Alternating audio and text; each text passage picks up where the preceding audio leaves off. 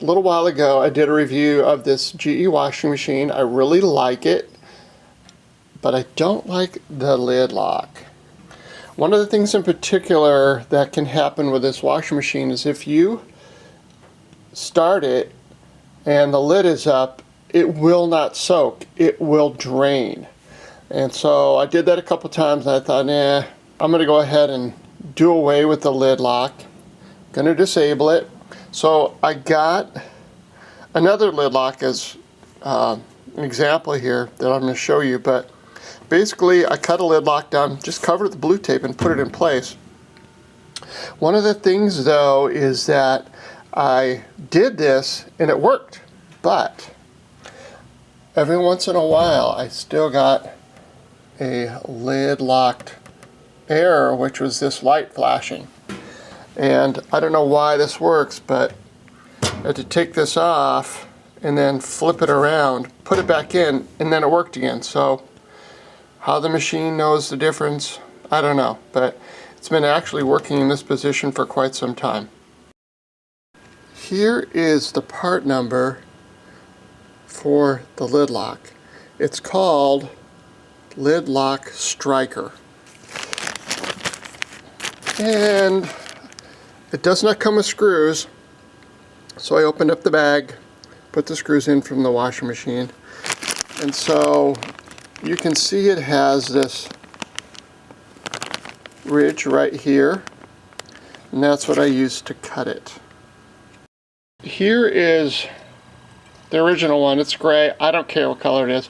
I just wanted to have one so if I ever sold the machine or had to get rid of it, that I would be able to restore it to original. These are about $10 shipped. It's a Milwaukee holder for a reciprocating saw blade, and then just put it right in there and then, you know, cut it off. So this is what it looks like, and you can just kind of evenly space it out like this. And I marked, you can see the yellow there, I marked the outside. You can see inside there's a couple of magnets inside either side of this, and so flipping it must change the polarity somehow, but this is how it would go in from the factory, and so that's the position that it's in right now. I'm going to hold this on, put a piece of tape over it. In the previous video about this, I mentioned that I was having to take out this little piece here and flip it around for the machine to go out of the lid locked position where the light would be flashing right here. I couldn't figure out what was going on, because if you look at this hole here, you can see that it's pretty big. But apparently what was going on was that it was too deep in here for the little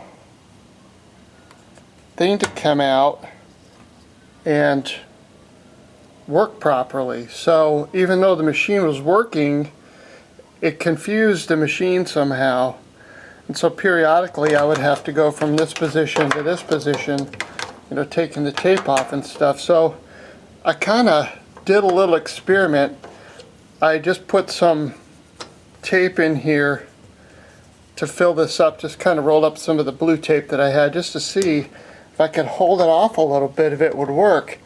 And I tried it, and sure enough, that little thing came all the way through this hole. And again, I guess it's just hitting this very top part. I don't really understand how I could miss this big hole by being in there that deep, but apparently it was. So anyway, I'll show you what I did here. I still want to use the blue tape to seal over this area, just because I don't want soap and water and stuff going in there. So I cut a couple of pieces of this wooden stick, and I'm going to use it for a prop to keep this up and above that beveled area that you saw before. So I'm going to have one on either side here. And then I'm going to tape it in, and you'll see that in a second. So this is what I came up with. You can see how the sticks keep the lock tab from going down too deeply into that beveled area. And it's not perfectly positioned right now, but I'm going to put some tape on there and position. It's kind of a little bit floppy because of the magnetism. So this is the finished product. Obviously it's not as flat. There's a little bit of a hump right here. The lid still closes perfectly. The machine works just as it's supposed to, and I don't have to mess with it anymore.